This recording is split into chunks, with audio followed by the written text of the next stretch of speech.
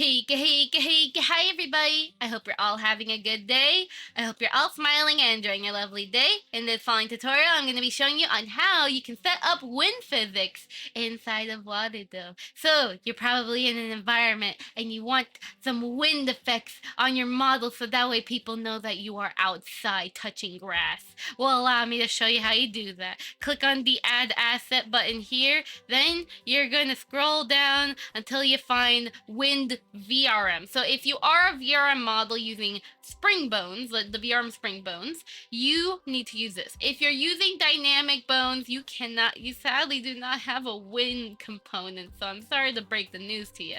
But we're going to start off with the VRM and then I'm going to show you the Magica Cloth one. But you're going to click on VRM. And then pretty much all you're going to do is just mess with these settings.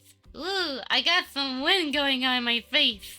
So you can set the speed to be really fast, or you can have it where the strength is low, so that way it's not that crazy. You can also have it where skip chest bone, so that way it doesn't look really stupid.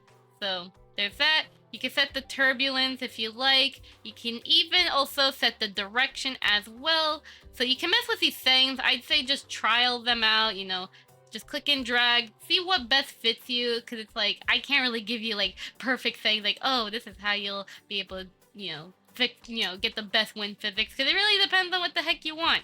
So just mess around with these settings and just have some fun.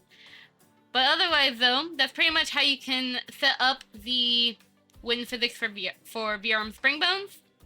Now, as for Magica Cloth, what you're gonna then do instead, you're gonna be using the Magica Cloth wind instead, and then you can be able to have some craziness. So you can increase the strength, you can set the frequency to high, or maybe a little low, so you can have that.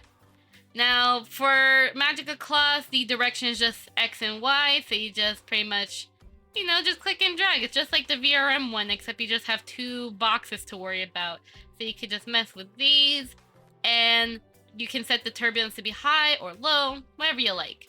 So pretty much this is just in a nutshell how you can set up crazy wind physics for your model. So I hope that this taught you something really nice, and I hope you have fun with Warudo, and I'll see you guys next time. Bye bye.